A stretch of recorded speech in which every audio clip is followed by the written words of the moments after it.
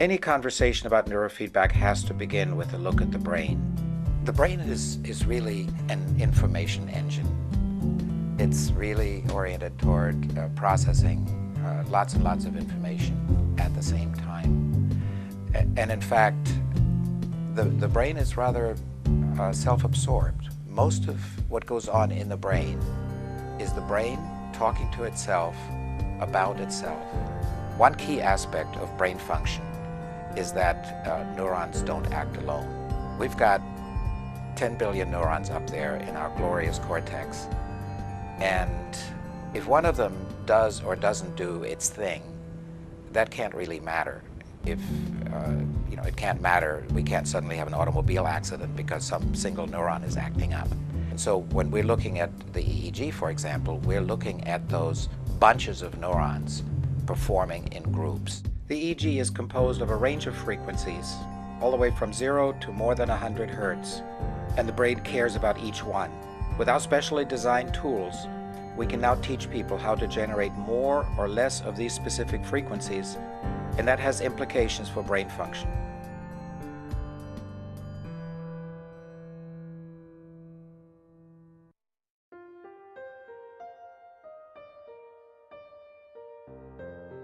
We like to think of neurofeedback really as a brain exercise, and specifically we're exercising the brain's ability to self-regulate.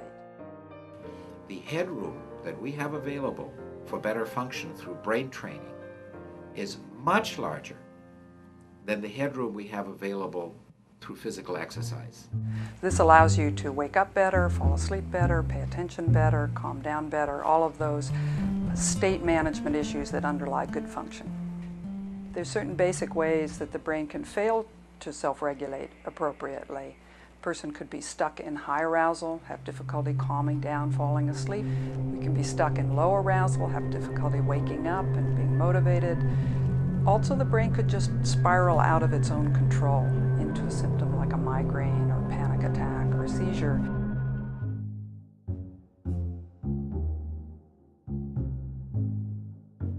At my worst, I was having a pretty major migraine several times a month that would last generally 3 days and sometimes would last longer, like 5 days.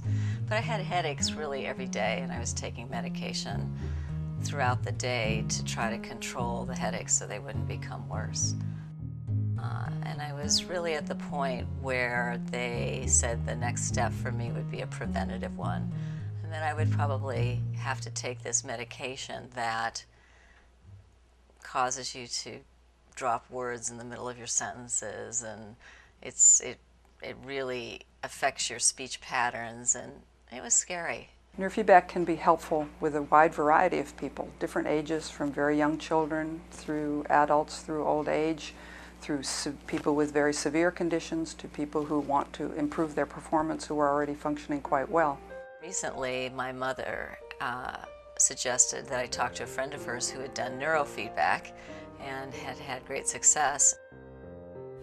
You know, I definitely feel that my stress level is so much lower now than it was.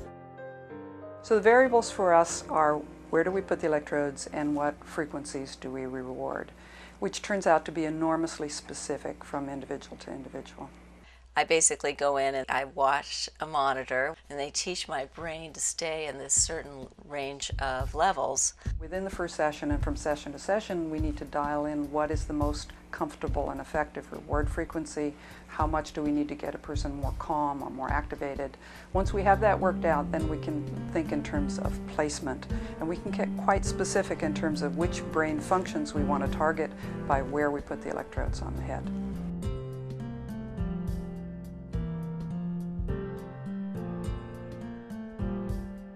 Neurofeedback session starts with putting electrodes on the head to measure the brain waves. Nothing goes into the brain, but we're measuring what the brain is already doing. And then we use those brain waves to drive the video game, which is the feedback to the client. For example, with InnerTube, when the brain is achieving the goals that we set, then the rocket ship accelerates, makes more exhaust, which is a reward. If your brain goes off in the wrong direction, then a black fog comes in and obscures the tunnel. So we're finding these ways of twisting the arm of the brain, if you will, to get it to react and do our bidding And it's that, the push on our part and the push back on the part of the brain that affects then the gradual learning process by which the brain learns to behave better. From day one of my sessions in neurofeedback, my headaches have started to decrease. I mean, it started to happen right away.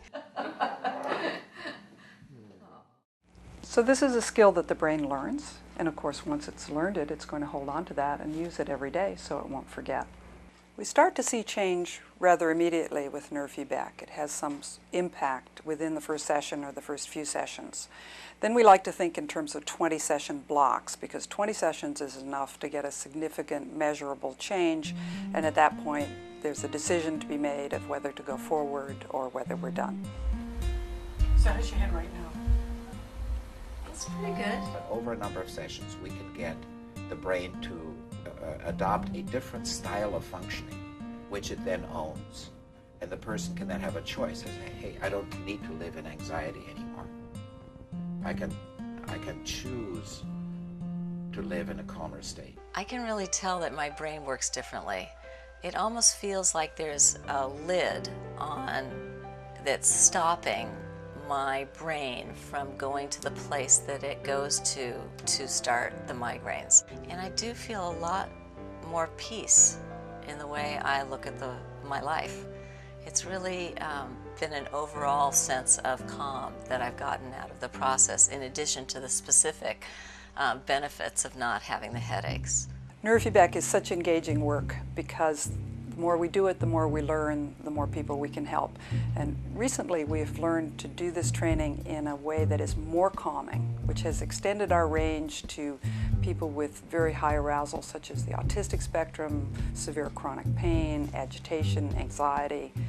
And then there are the surprises that we can be helpful even with the degenerative conditions of the elderly, Parkinson's, the dementias, and so forth. This is the frontier of neuroscience, and literally everything that the brain manages is coming within our reach. This has relevance to the children who are failing in our schools, to the homeless who are mentally ill, to the criminal population, to the addict in our society, to the elderly who are failing in their memory and their other capacities. And at the other end, it's useful to the sports performer who's at the top of his game, to the corporate executive, and to the stressed out housewife. Across the board, name it, it is useful and worthwhile to train the brain to better function. The potential is huge.